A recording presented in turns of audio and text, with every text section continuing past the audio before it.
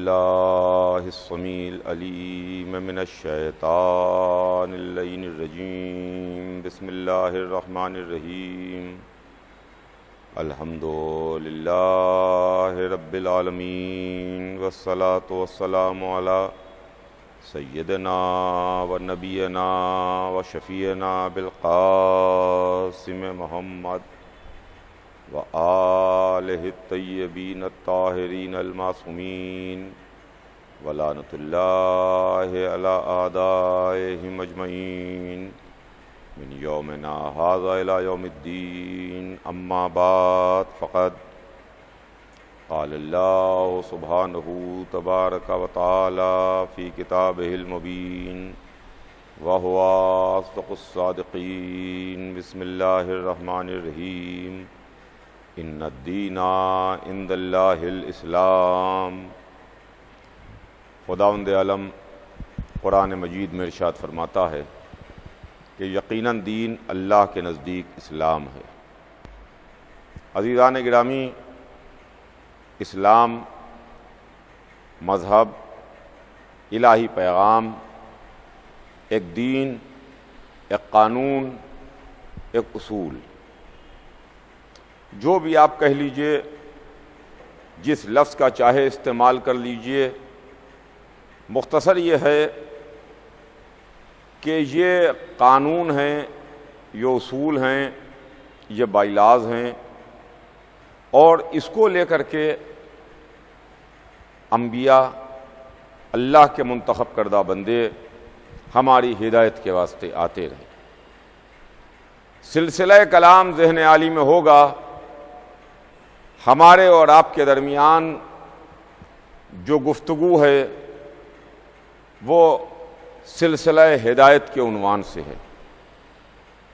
مسلسل پہلی رات سے یعنی چاند رات سے آپ کی خدمت میں ایک سلسلہ شروع ہوا جو منزل بمنزل آگے بڑھتا ہوا اپنی اب ان منزلوں کی جانب آ رہا ہے کہ جہاں پر یہ ہدایت کا سلسلہ، رہبری کا سلسلہ، وہ جو اللہ کے منتخب کردہ بندے ہیں، وہ جو نبی ہیں، وہ جو رسول ہیں، ان سے اللہ کے ان منتخب کردہ بندوں میں مل جائے گا کہ جو امام ہیں۔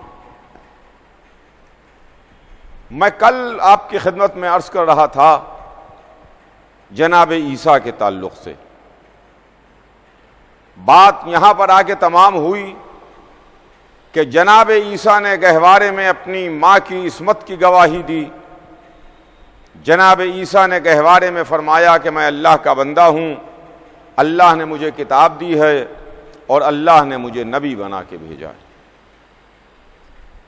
یہ امت جو جناب عیسیٰ کی گواہی کو قبول کر گئی، جس نے جناب عیسیٰ کی گواہی کو مان لیا، مریم کی پاک دامنی کی جانب جو انگلیاں اٹھی تھیں وہ نیچے گر گئیں۔ مریم پاک دامن تھیں، پاک دامن ہیں، پاک دامن رہیں گی۔ مریم معصومہ ہیں، یہ میں کل عرض کر چکا۔ لیکن بات آگے بڑھتی ہے، جناب عیسیٰ جو بغیر باپ کے پیدا ہوئے، جن کے باپ نہیں ہیں، جن کی ماں معصومہ ہیں، کائنات عالم و آدم میں جناب عیسیٰ وہ معصوم بندے ہیں جن کی ماں تو معصومہ ہیں مگر ان کے باپ نہیں ہیں۔ جناب عیسیٰ کو اللہ نے کچھ معجزات عطا کیے۔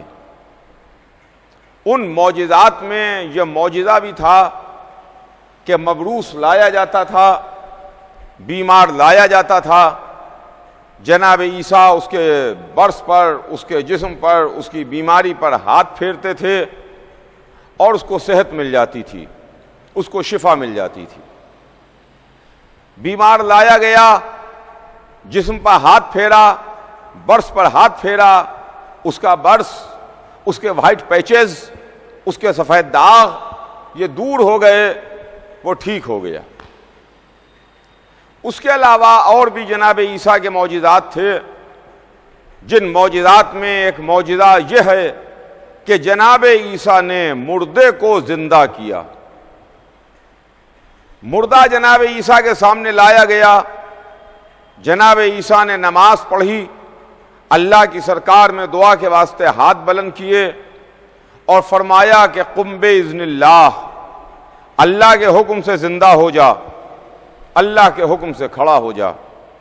مردہ اللہ کے حکم سے زندہ ہو جاتا تھا، مردہ اللہ کے حکم سے کھڑا ہو جاتا تھا۔ لیکن ہم عزیزان گرامی تاریخ میں ڈھونڈتے ہیں، تاریخ میں تلاش کرتے ہیں، علماء اسلام کی گاڑھی گاڑھی تقریریں سنتے ہیں، مگر آج تک ہمیں کہیں نہ یہ دیکھنے میں ملا نہ سننے میں ملا کہ کسی نے یہ کہا ہو کہ ہماری سمجھ میں نہیں آتا کہ ہاتھ پھیرنے سے بیمار کیسے صحت یاب ہو جاتا ہے، ہاتھ پھیرنے سے شفا کیسے مل جاتی ہے۔ ارے بیمار ہے، عیسیٰ نے ہاتھ پھیرا، بیماری دور ہو گئی، وہ صحت یاب ہو گیا۔ مردہ لایا گیا، عیسیٰ نے نماز پڑھی، دعا کی، مردہ زندہ ہو گیا، کھڑا ہو گیا۔ نہ کسی کو حیرت ہے، نہ کسی کو پریشانی ہے، نہ کسی کے ذہن میں کوئی وہم و گمان ہے۔ ارے صاحب، آپ اللہ والوں کے سلسلے میں ایسی بات سوچیں، استغفر اللہ، معاذ اللہ معاذ اللہ۔ ارے عیسیٰ اللہ کے بندے، نبی اللہ ہیں، روح اللہ ہیں، بے شک اگر اللہ چاہے تو کیسے نہیں ہو سکتا ہے، ایسی باتیں۔ تو چلیے آپ نے ایک بات مان لی کہ عیسیٰ روح اللہ ہیں، عیسیٰ روح اللہ ہیں۔ اگر روح اللہ کسی بیمار کے جسم پر ہاتھ رکھ دے تو اس کی بیماری دور ہو جائے، اگر روح اللہ کسی مردے کے واسطے دعا کر دے تو مردہ زندہ ہو جائے۔ عیسیٰ کو صرف ٹائٹل ملا ہے عیسیٰ کو کہ عیسیٰ روح اللہ ہیں، عیسیٰ روح اللہ ہیں۔ تو عزیزان گرامی، جو روح اللہ ہے اس کے تو معجزات سمجھ میں آتے ہیں، جو سراپا اس کے ہاتھ ید اللہ، زبان لسان اللہ، کان اذن اللہ، چہرہ وجہ اللہ، نفس نفس اللہ ہو، اور جو پیدا ہی بیت اللہ میں ہوا ہو، اگر ہم اس کے معجزات بیان کرتے ہیں تو آپ کہتے ہیں ہماری سمجھ میں نہیں آتا، ہماری عقل کام نہیں کرتی۔ ارے صاحب، یہ کیسے ممکن ہو سکتا ہے کہ کسی کو ایک ٹھوکر ماری جائے، مردہ زندہ ہو جائے؟ یہ معجزہ کیسے ہو سکتا ہے؟ وہ معجزہ کیسے ہو سکتا ہے؟ ارے جو روح اللہ ہو، جو روح اللہ ہو، اس کے معجزات تو سمجھ میں آتے ہیں۔ جو مولود بیت اللہ ہو، جو مولود بیت اللہ ہو، علی مولود بیت اللہ ہیں، علی مولود کعبہ ہیں، علی اللہ کے گھر میں پیدا ہوئے۔ ہمیں نہیں ملا کہ کسی شخص نے یہ کہا کہ صاحب ارے ہماری عقل میں نہیں آتا، ہماری سمجھ میں نہیں آتا۔ دیکھیے، اگر آدمی کی سمجھ میں آ رہا ہے تو الف سے یہ تک ہر بات سمجھ میں آنا چاہیے ہے، الف سے یہ تک ہر بات سمجھ میں آنا چاہیے۔ لیکن آپ کو شروع کا سبق تو سمجھ میں آیا اور بعد کے معاملات میں آپ کی عقل کام نہیں کرتی۔ اس کا مطلب یہ ہے کہ آپ دھوکہ دے رہے ہیں، اس کا مطلب یہ ہے کہ آپ گمراہ کر رہے ہیں، اس کا مطلب یہ ہے کہ آپ پریشان کر رہے ہیں، اس کا مطلب یہ ہے کہ وہ لوگ جو راہ ہدایت پر آ رہے ہیں آپ ان کو راہ ہدایت سے بھٹکانا چاہتے ہیں، راہ ہدایت سے دور کرنا چاہتے ہیں۔ اس واسطے کہ دیکھیے قرآن میں 1,24,000 نبی 1,24,000 نبی ہیں، مگر قرآن میں 1,24,000 نبیوں کا ذکر نہیں ہے، 1,24,000 نبیوں کے نام نہیں ہیں، 1,24,000 نبیوں کے واقعات نہیں ہیں۔ توجہ چاہوں گا عزیزان گرامی، ہم مسلمان کی حیثیت سے مانتے ہیں کہ آدم سے خاتم تک 1,24,000 نبی ہیں، مگر قرآن میں کہاں ہے 1,24,000 کے نام؟ قرآن میں کہاں ہے 1,24,000 کے واقعات؟ قرآن میں کہاں ہے 1,24,000 کے قصے؟ قرآن میں کہاں ہے 1,24,000 کا ذکر؟ چند نبیوں کے واقعات ہیں، چند نبیوں کے قصے ہیں، چند نبیوں کی باتیں ہیں، مگر جب ہم نے ان نبیوں کے واقعات کو دیکھا، ان نبیوں کے واقعات کو پڑھا، تو ہماری سمجھ میں یہ آتا ہے کہ جیسے کوئی کتاب ہو اور کتاب میں ایک ہے پریفیس، ایک ہے تمہید اور اس کے بعد اصل ہے، شاید ہماری سمجھ میں یہ آتا ہے کہ قرآن میں اللہ نے عالم اسلام کو، مسلمانوں کو انبیاء کے واقعات سنا کے جھنجھوڑ دیا ہے کہ دیکھو اگر یہ واقعات تمہاری سمجھ میں آتے ہیں تو آل محمد کے معجزات کو سمجھ میں نہیں آتے، ان کے معجزات کو تمہاری سمجھ میں نہیں آتے، وہ کیوں تمہارے حلق سے نیچے نہیں اترتے؟ اگر یہ سمجھ میں آ رہا ہے تو وہ کیوں نہیں سمجھ میں آتا؟ ایک چیز سمجھ میں آئے دوسری چیز نہ سمجھ میں آئے، اس کا مطلب یہ ہے کہ جان بوجھ کے آپ نہ سمجھ بنے میں ہیں۔ تو عزیزان گرامی، یہ معجزہ ہے جناب عیسیٰ کا کہ بیمار صحتیاب ہوتا تھا، بیمار کو شفا ملتی تھی، مردہ زندہ ہوتا تھا۔ یہ زمانہ ہے جناب عیسیٰ کا جہاں مردہ زندہ ہوا، اور جب زمانہ آگے بڑھا اور دنیا آل محمد کے در تک آئی، اور وہ دور بھی آیا کہ جو دور، جو زمانہ، جو وقت علی ابن ابی طالب علیہ السلام کا دور و زمانہ تھا، اس وقت میں بھی لوگ مرتے تھے، اس وقت میں بھی لوگوں کی روحیں ان کے جسموں سے نکلتی تھیں۔ مجھے واقعے کو تفصیل سے نہیں عرض کرنا ہے، صرف مجھ کو اشارہ کرتے ہوئے اپنی بات کو آگے بڑھانا ہے کہ عیسیٰ کے سامنے مردہ لایا گیا، عیسیٰ نے دعا کے واسطے ہاتھوں کو بلند کیا، مردہ زندہ ہو گیا۔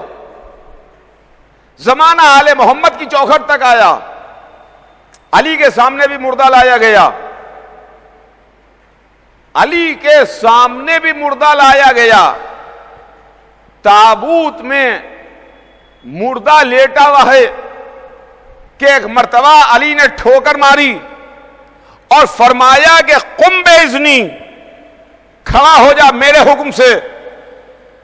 توجہ چاہوں گا، قم باذنی، کھڑا ہو جا میرے حکم سے۔ مردہ زندہ ہو گیا، مردہ کھڑا ہو گیا۔ آج آپ حیرت نہ کیجئے گا، ارے کہ صاحب یہ آپ کیسی باتیں پڑھ رہے ہیں، یہ کیسے واقعات ڈسکس کر رہے ہیں، یہ عقل میں سمجھ میں آنے والی باتیں نہیں ہیں۔ ارے عقل میں سمجھ میں آنے والی خوب باتیں ہیں، اس لیے کہ یہ باتیں کڑی سے کڑی ملتی ہے، سلسلے سے سلسلہ ملتا ہے، بات سے بات ملتی ہے۔ اہل بیت کے واقعات جا کے قرآن کے واقعات سے مل جاتے ہیں۔ یہاں کا انکار کیجیے گا تو ادھر کا انکار کرنا پڑے گا، ان کے معجزات کا انکار کیجیے گا تو قرآنی معجزات کا انکار کرنا پڑے گا۔ اور جس نے قرآنی معجزات کا انکار کیا پھر وہ دائرہ اسلام سے باہر ہو جاتا ہے، اسلام سے اس کا کوئی تعلق نہیں رہتا ہے۔ علی نے ٹھوکر ماری، قم باذنی، کھڑا ہو جا میرے حکم سے۔ مردہ زندہ ہو گیا، کھڑا ہو گیا۔ تو اب جب ہم نے دیکھا تو ہمیں تو بڑی حیرت ہوئی اس واسطے کہ جناب عیسیٰ فرماتے ہیں کہ قم باذن اللہ، کھڑا ہو جا اللہ کے حکم سے۔ مردہ زندہ ہو جاتا ہے، مردہ کھڑا ہو جاتا ہے، نتیجے کے طور پر، رزلٹ کے طور پر مردہ زندہ ہوا۔ مولا علی نے ٹھوکر ماری، فرمایا قم باذنی، کھڑا ہو جا میرے حکم سے، مردہ زندہ ہو گیا، مردہ کھڑا ہو گیا۔ رزلٹ کے طور پر عیسیٰ نے بھی مردے کو زندہ کیا، علی نے بھی مردے کو زندہ کیا۔ یہ بھی مردے کو زندہ کرتے ہیں، وہ بھی مردے کو زندہ کرتے ہیں، مگر دونوں کے زندہ کرنے کے تھوڑا طریقے میں فرق ہے۔ دوا تو دونوں دیتے ہیں، مگر دونوں کی دواؤں میں تھوڑا فرق ہے۔ عیسیٰ نے جو دوا دی وہ یہ تھی کہ قم باذن اللہ، کھڑا ہو جا اللہ کے حکم سے۔ علی جو دوا دیتے ہیں وہ فرماتے ہیں کہ قم باذنی، کھڑا ہو جا میرے حکم سے۔ رزلٹ کے طور پر، نتیجے کے طور پر دونوں مردے زندہ ہوئے۔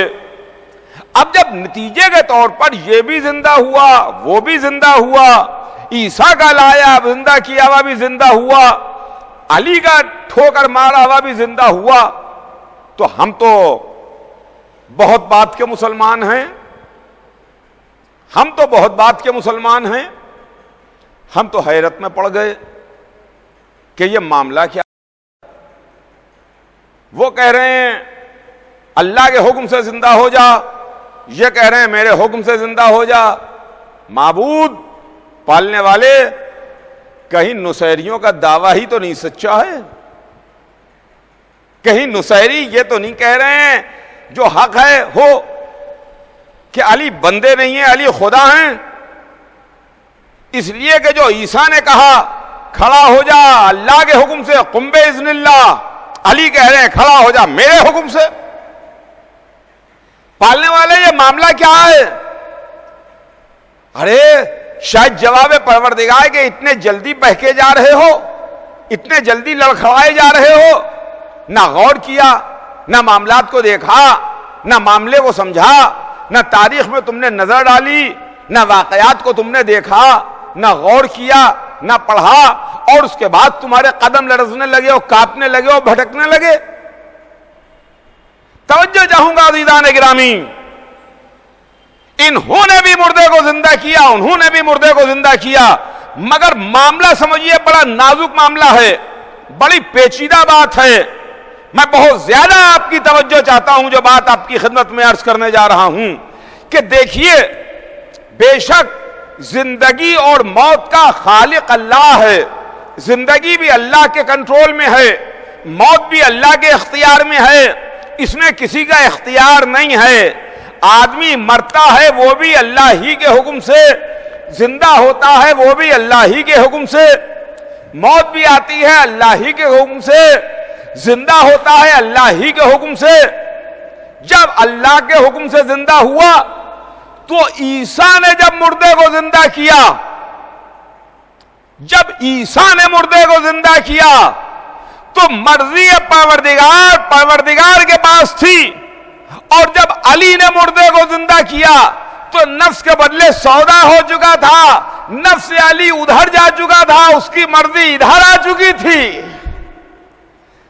مرضی پروردگار کے مالک علی ہو گئے تھے۔ اب یہ نہ کہیے کہ علی نے خود سے مردے کو زندہ کیا، بلکہ ٹھوکر ماری ہے، مرضی پروردگار ہے، مردہ زندہ ہو رہا ہے۔ تو عزیزان گرامی، یہ منزل ہے خدا کی قسم، یہ جناب عیسیٰ جو آج زندہ ہیں، آج چوتھے آسمان پر ہیں،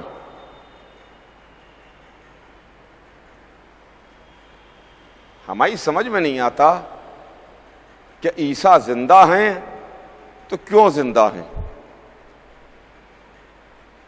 ان کے زندہ رہنے کی وجہ کیا ہے، ان کو اللہ نے زندہ کیوں رکھا؟ اگر زندہ ہیں تو عیسیٰ کے وجود کا فائدہ کیا ہے؟ زندگی کا ان کی فائدہ کیا ہے؟ اگر آپ یہ سوال کیجئے تو لوگ چیخنے لگیں گے، گھیر لیں گے آپ کو، پورے جسم کی ایک ایک بوٹی نوچ لیں گے۔ کیا آپ کیسی بات کر رہے ہیں؟ اللہ کی مرضی ہے، اللہ کے حکم سے زندہ ہیں، اللہ زندہ رکھے ہوئے اس واسطے زندہ ہیں۔ ارے بھائی دین اللہ کا ہے، نبی اللہ کا ہے، بھیجا ہوا اللہ کا ہے، زندگی و موت بھی اللہ ہی کے اختیار میں ہے، اللہ زندہ رکھے ہے اس واسطے زندہ رکھے ہیں۔ تو اگر عیسیٰ کو اللہ زندہ رکھ سکتا ہے تو کیا محمد کے آخری جانشین فخر عیسیٰ کو اللہ نہ زندہ رکھے گا؟ اگر عیسیٰ کی زندگی سمجھ میں آتی ہے تو کیا اس کی زندگی سمجھ میں نہیں آتی جس کے پیچھے آگے عیسیٰ مصلی بچھائیں گے، جس کے ہاتھ پر عیسیٰ آ کے بیعت کریں گے، جس کے لیے چوتھے آسمان سے اتر کے آئیں گے؟ بہرحال یہ جناب عیسیٰ کی منزل ہے۔ سلسلہ آگے بڑھ رہا ہے عزیزان گرامی، اور تاریخیں بھی بہت تیزی کے ساتھ آگے بڑھتی جا رہی ہیں۔ جناب عیسیٰ کے بعد اب منزل وہاں پر آتی ہے کہ جہاں پر بہت ادب کے ساتھ، بہت احترام کے ساتھ نظریں جا کے ٹھہر جاتی ہیں اور رک جاتی ہیں۔ انسانی جسم کانپنے لگتا ہے، جسم کو راشا اور کپکپی سوار ہو جاتی ہے، اس لیے کہ اب منزل اس کی ہے کہ جو کائنات کا سب سے بڑا ہے، جو کائنات میں اللہ کے بعد سب سے بڑا ہے، وہ جس نے فرمایا کہ اول ما خلق اللہ نوری، اللہ نے سب سے پہلے میرے نور کو خلق کیا۔ سب سے پہلے جس شے کو خلق کیا وہ میرا نور تھا، لیکن اللہ نے سب سے پہلے خلق کر کے سب سے آخر میں بھیجا۔ بنایا تو سب سے پہلے، کب خلق کیا؟ جب نہ زمین تھی، نہ آسمان، نہ چاند، نہ سورج، نہ ستارے، نہ ہوائیں، نہ فضائیں، نہ خلائیں، نہ فرشتے، نہ ملائکہ، نہ انسان، کچھ بھی نہیں ہے۔ نہ دن ہے، نہ رات ہے، نہ صبح ہے، نہ شام ہے، نہ وقت ہے، نہ زمانہ ہے۔ اول ما خلق اللہ نوری، اللہ نے سب سے پہلے میرے نور کو خلق کیا۔ کچھ نہیں ہے، نور محمد ہے، نور محمد ہے۔ اور اس کے بعد سب سے آخر میں بھیجا،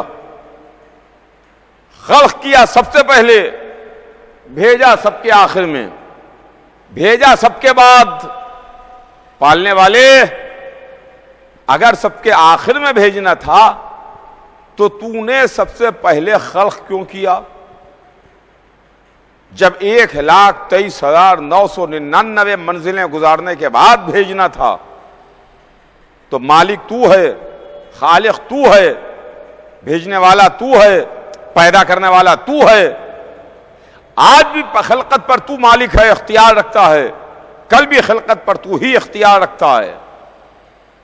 تو نے پہلے خلق کر کے بعد میں کیوں بھیجا؟ کیا وجہ ہے؟ شاید جواب پروردگار آئے کہ سنو سنو، میں نے 1,24,000 تصویریں بنائی ہیں۔ 1,24,000 میں جو سب سے اچھی تصویر ہے، جو سب سے بڑی تصویر ہے، جو سب سے محترم تصویر ہے، جو سب سے بڑی تصویر ہے، معزز تصویر ہے، اس تصویر کو میں نے سب سے پہلے بنایا، اور پہلے بنا کے اس کو حجاب میں رکھ لیا، بھیجا سب کے بعد میں۔ اگر میں پہلے نہ بناتا تو کل کا انسان یہ کہتا کہ 1,24,000 تصویریں بننے کے بعد آخری تصویر اتنی بہترین بن جائے تو اس میں حیرانی کی کیا بات ہے، اس میں پریشانی کی کیا بات ہے، اس میں فکر کرنے کی کیا بات ہے؟ ہاتھ سنبھل گیا، رائٹر، مورخ، پینٹر، آرٹسٹ، مصور، اس کا ہاتھ سنبھل گیا، لہذا اب اتنی اچھی تصویر بن گئی تو پریشانی کی کیا بات ہے؟ شاید جواب پروردگار آئے اسی لیے ہم نے سب سے پہلی تصویر کو سب سے اچھا بنایا، تاکہ کل کو کوئی یہ نہ کہہ دے کہ سب سے آخری تصویر سب سے اچھی بنی ہے، کہ دیکھو سب سے پہلے بنائیں گے، سب سے اچھی بنائیں گے، بھیجیں گے سب سے آخر میں، بھیجیں گے سب کے آخر میں، اور یہ نہ کہنا کہ آخری تصویر ایک بنی ہے، ایک جیسی دوسری نہ بن سکی، ایک جیسی دوسری نہ بن سکی، ایک جیسی ایک نہیں بنائیں گے، ایک جیسی 12 بنائیں گے، ایک کو ایک سے ملا کے دیکھ لو، نہ انداز بدلے گا، نہ لہجہ بدلے گا، نہ رفتار بدلے گی، نہ گفتار بدلے گی، نہ علم بدلے گا۔ تب ہی تو محمد نے کہا کہ اولنا محمد واوسطنا محمد واخرنا محمد وکلنا محمد۔ اس ہی لیے تو حضور سرور کائنات کی یہ حدیث آواز دے رہی ہے کہ سب کل کے کل محمد ہیں، ایک جیسی ایک ہی تصویر نہیں ہے، اس جیسی 12 تصویریں اور ہیں، ملا کے دیکھ لو، ملا کے دیکھ لو، ٹیلی کر لو، نہ علم سے علم بدلے گا، نہ اخلاق سے اخلاق بدلے گا، نہ کردار سے کردار بدلے گا، نہ سیرت سے سیرت بدلے گی، نہ انداز سے انداز بدلے گا، نہ لہجے سے لہجہ بدلے گا۔ تو عزیزان گرامی، یہ منزل ہے خدا کی قسم۔ رسول کو سب سے آخر میں بھیجا، وہ جس کے صدقے میں کائنات کو خلق کیا، جس کے صدقے میں زمین و آسمان کو خلق کیا، اللہ نے اس کو سب سے آخر میں ہمارے درمیان بھیجا، اور پھر اس خاکدان عالم میں وہ آیا، وہ نور چمکا جس کی روشنی صبح قیامت تک کے رہے گی، جس کا نور، جس کی برکت صبح قیامت تک رہے گی۔ عزیزان گرامی، یہ رسول ہیں جن کے معجزات ہیں۔ دیکھیے، اللہ نے جو اپنے خاص بندوں کو بھیجا ہے تو یوں ہی نہیں بھیجا، بلکہ ان کو معجزات کے ساتھ بھیجا، ان کو معجزات کے ساتھ بھیجا، ان کو نشانیوں کے ساتھ بھیجا، یوں ہی نہیں بھیجا۔ اگر معجزہ نہ ہو تو معاملہ ہی بیکار ہے۔ ان کو طاقت دی ہے، ان کو پاور دی ہے، ان کو معجزہ دیا ہے۔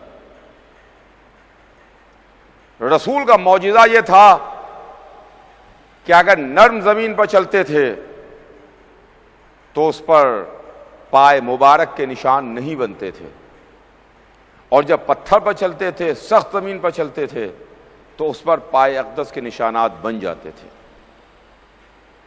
سر پر ہر وقت ایک ابر تھا جو سایہ کیے رہتا تھا، درخت تعظیم کے واسطے جھک جاتے تھے، سنگریزے ہاتھوں پر تسبیح کرتے تھے۔ یہ رسول کے معجزات ہیں۔ اور اس کے علاوہ کبھی کبھی اگر کوئی معجزہ دیکھنے کی خواہش کرے اور اس کے بعد اس معجزے سے حق کی حقانیت کو ثابت کرنے کی بات آئے اور ان کے پاس معجزہ نہ ہو تو معاملہ گڑبڑ ہو جائے گا۔ چنانچہ تاریخ میں ہے کہ ابو جہل اس نے ایک موقع پر ایک فرمائش کی، مسلمان نہیں ہوا، کلمہ نہیں پڑھا، ایمان لے کے نہیں آیا۔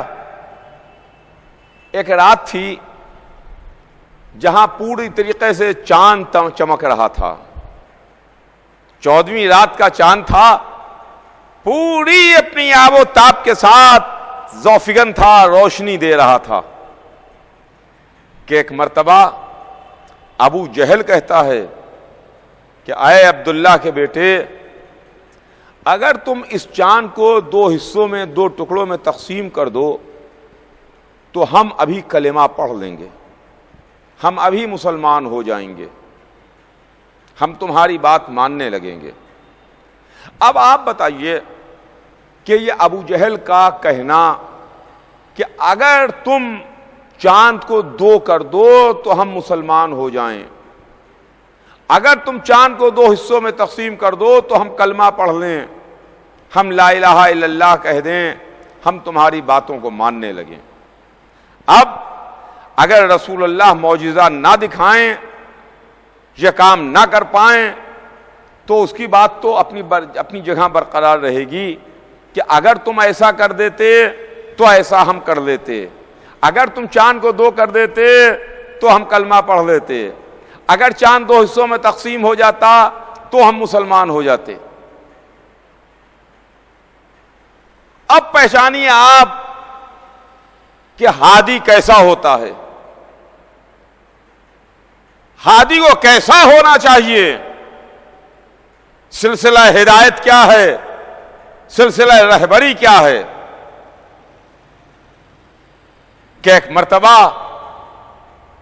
ابو جہل نے رسول اللہ سے فرمائش کی، حضور سرور کائنات نے انگشت مبارک کا اشارہ کیا اور ادھر رسول نے انگشت مبارک کا اشارہ کیا اور ادھر چاند 2 حصوں میں تقسیم ہوا، چاند 2 ٹکڑوں میں بٹا، اور ابو جہل نے جیسے ہی دیکھا کہ چاند 2 حصوں میں بٹ گیا، چاند تقسیم ہو گیا 2 حصوں میں، تو ایک مرتبہ ہنستا ہے، مسکراتا ہے، ٹھٹھے مارتا ہے، کہتا ہے دیکھو تو صحیح، عبداللہ کے بیٹے کا جادو آسمان پر چڑھ کے بول رہا ہے۔ غور کیجئے گا آپ، یہ تاریخ میں ورڈنگز لکھی ہوئی ہیں ابو جہل کی کہ عبداللہ کے بیٹے کا جادو آسمان پر چڑھ کے بول رہا ہے۔ تو چلیے اچھا، اب یہاں پر 2 نظریے قائم ہوئے۔ ایک نظریہ تو یہ ہے کہ معجزات دیکھنے والا، معجزات ماننے والا، معجزات کا قائل انسان، دوسرا اپنی جہالت کی بنیاد پر، اپنی کم علمی کی بنیاد پر، اپنی نادانی کی بنیاد پر، اپنی گمراہی کی بنیاد پر، سمجھ بوجھ کے راستہ بھٹکتے رہنے کی بنیاد پر انسان معجزات کا انکار کرتا ہے اور اس کو جادو سے تشبیہ دیتا ہے کہ صاحب یہ جادو ہے، اور عبداللہ کے بیٹے کا جادو تو آسمان پر چڑھ کے بول رہا ہے۔ اب عزیزان گرامی، آپ حیران نہ ہوئیے گا کہ دنیا نے آل محمد کے معجزات دیکھے اور اس کے بعد کلمہ کیوں نہیں پڑھا، ان کی فضیلت کے قائل کیوں نہیں ہوئے، ان کے مرتبے کو کیوں نہیں پہنچانا؟ اس لیے کہ یہ سلسلہ جا کے ابو جہل سے مل جاتا ہے، جان بوجھ کے گمراہ ہوتے ہیں، سمجھ بوجھ کے راستے سے ہٹ جاتے ہیں۔ تو عزیزان گرامی، یہ حضور سرور کائنات کی ذات گرامی ہے۔ بس آج بات یہیں پر تمام، کل انشاءاللہ آگے بات آپ کی خدمت میں بڑھے گی۔ آج وقت تمام ہو رہا ہے، لہذا بات بھی تمام ہے، اس لیے کہ اب وہ تاریخیں ہیں کہ جس میں مصائب کا بیان زیادہ ہونا چاہیے، غم کا تذکرہ زیادہ ہونا چاہیے۔ آج 7ویں محرم کا دن تمام ہو گیا، 8ویں رات آ گئی، العطش العطش العطش، ہائے پیاس، ہائے پیاس، ہائے پیاس، ہائے پیاس مارے ڈالتی ہے۔ عزیزوں، آج کی رات ہم حسین کے لشکر کے علمدار کا ماتم کرتے ہیں۔ آج کی رات ہم تمنائے حیدر کرار کو آنسو بہاتے ہیں۔ آج کی رات ہم اس عباس پر گریہ کرتے ہیں، اس عباس کا ماتم کرتے ہیں جو سکینہ کا سقا بھی تھا، زینب کے پردے کا محافظ بھی تھا، سیدانیوں کے دل کی ڈھارس بھی تھا۔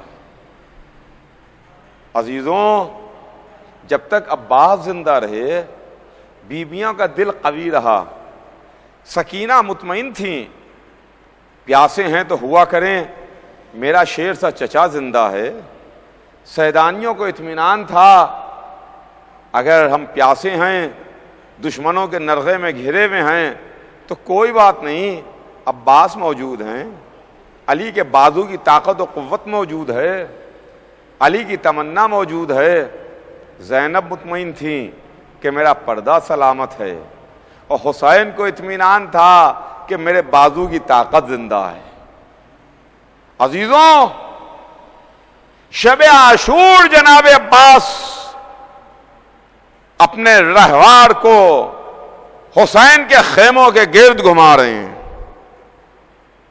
خیموں کے گرد پہرا دے رہے ہیں کہ ایک مرتبہ زہیر قین آگے بڑھے، عباس کو روکا، کہا آقا آپ کو معلوم ہے کہ آپ کے بابا نے کس دن کے واسطے آپ کو ذخیرہ کیا تھا؟ آپ کو معلوم ہے کہ ایک مرتبہ شیر کو جلال آ گیا، غازی کو غیر آ گیا، گھوڑے کی رکابوں پر زور دے کے عباس نے انگڑائی لی اور کہا زہیر تم مجھے شجاعت دلا رہے ہو؟ شجاعت نہ دلاؤ زہیر، کل میرا ایک کام کر دینا، میرے آقا سے مجھے لڑنے کی اجازت دلوا دینا۔ ہاں عزیزوں، میرے آقا سے مجھے لڑنے کی اجازت دلوا دینا، میرا ایک کام کر دینا۔ ہائے عباس، جن کی دو تمنائیں تھیں، ایک سکینہ تک پانی پہنچ جائے، ایک حسین سے لڑنے کی اجازت مل جائے، نہ حسین سے لڑنے کی اجازت مل سکی، نہ سکینہ تک پانی پہنچ سکا، عباس کی دونوں حسرتوں پر پانی پھر گیا۔ ہاں عزیزان گرامی، رو لیجئے، گریہ کر لیجئے، آنسو بہا لیجئے، اس لیے کہ آج عباس کا ماتم ہے، آج وفادار کا ماتم ہے، آج علمدار کا ماتم ہے، آج سکینہ کے چچا کا ماتم ہے۔ صبح عاشورہ امام حسین علیہ السلام نے اپنے لشکر کا علم عباس کے حوالے کیا۔ عباس تم تو میرے لشکر کے علمدار ہو، لو عباس یہ لشکر کا علم تمہارے حوالے۔ ہاں عزیزان گرامی، نگاہ امامت دیکھ رہی تھی کربلا کے شہیدوں میں عباس کا قد فضیلت اوروں سے کچھ نکلتا ہوا تھا، اوروں سے کچھ بلند تھا، تبھی حسین نے علمداری کے واسطے عباس کا انتخاب کیا، حسین نے عباس کو منتخب کیا۔ عباس تم میرے لشکر کے علمدار ہو۔ ہاں ہاں، علم حوالے کیا، اور ایک دوپہر میں شجاع نے، غازی نے، علمدار نے ایک بہت بڑے لشکر کے مقابلے میں ایک بہت چھوٹے سے لشکر کو لڑایا، جس میں کچھ جوان ہیں، کچھ نوجوان ہیں، کچھ بوڑھے ہیں، کچھ بچے ہیں۔ بہت بڑا لشکر تھا جس کے مقابلے میں عباس بہت چھوٹے سے لشکر کو لڑا رہے تھے۔ وہ چھوٹا سا لشکر 3 دن سے بھوکا بھی تھا، 3 دن سے پیاسا بھی تھا۔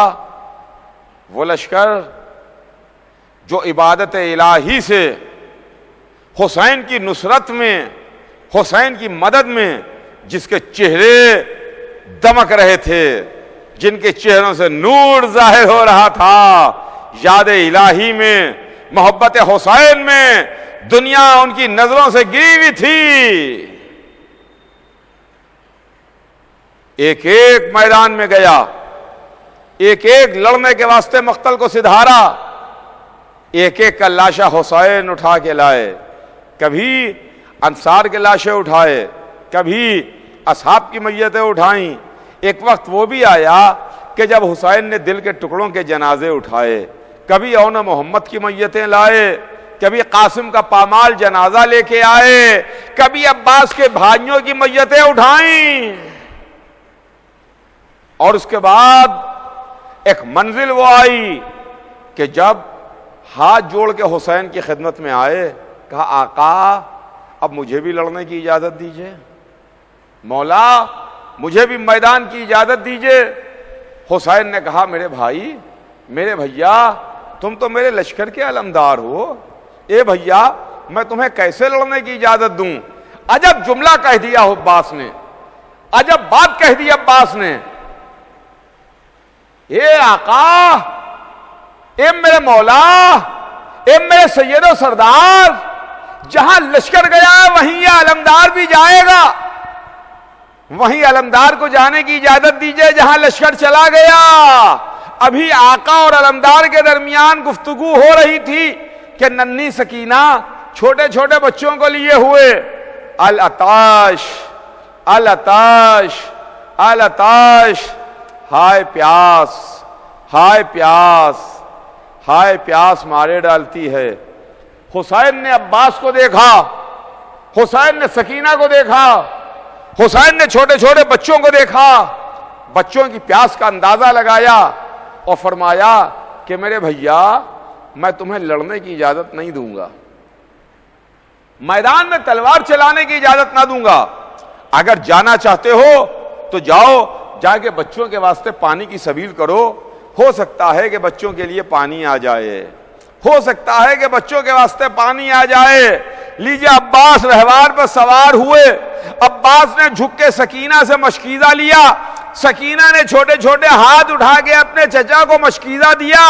یہ چچا اور بھتیجی کی آخری ملاقات ہو رہی تھی، اب اس کے بعد نہ چچا بھتیجی سے مل سکا، نہ بھتیجی چچا سے ملاقات کر سکی۔ چچا جا کے دریا پر سو گیا، بھتیجی جا کے شام کے قید خانے میں آرام کر گئی۔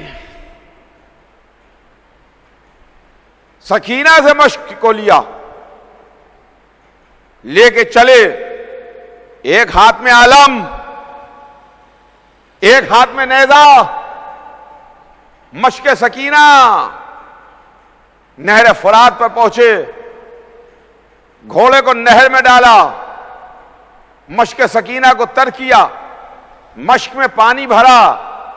اس کے بعد عباس نے پانی کو چلو میں لیا، ہائے ہائے ہائے ہائے، عباس پانی چلو میں لیتے ہیں اور چلو میں لے کے دنیا والوں کو دکھا دیا کہ دیکھو پانی عباس کے اختیار میں ہے۔ پانی پر عباس نے اپنا اختیار دکھایا اور اس کے بعد چلو میں پانی لے کے دریا کے منہ پر مار دیا، کہا یہ پانی جس پر تو پہرا لگائے ہوئے ہو، جو حسین کے چھوٹے چھوٹے بچوں تک نہیں جانے دیتے، عباس اس کو اس لائق نہیں سمجھتا ہے کہ اپنے دہن تک لے جائے۔ پیاسا دریا میں گیا، پیاسا دریا سے واپس نکل آیا، اب چاہتے تھے کہ سکینہ تک پانی پہنچ جائے، خیموں میں پانی آ جائے، مگر افسوس عباس کے دونوں بازو قلم ہو گئے، ایک تیر نے آ کے مشق سکینہ کو چھید دیا، عباس کی حسرتوں پر پانی پھر گیا، گھوڑے سے زمین پر آئے، اے آقا میرا سلام لیجئے۔ حسین نے کمر کو پکڑ لیا، ارے میرے بھیا عباس، ارے میرے بازو کی طاقت، تم دنیا سے چلے گئے، اپنے بھائی کو اکیلا چھوڑ گئے، واہ عباسا، ارے میرے بھیا، ارے میرے بازو کی طاقت عباس۔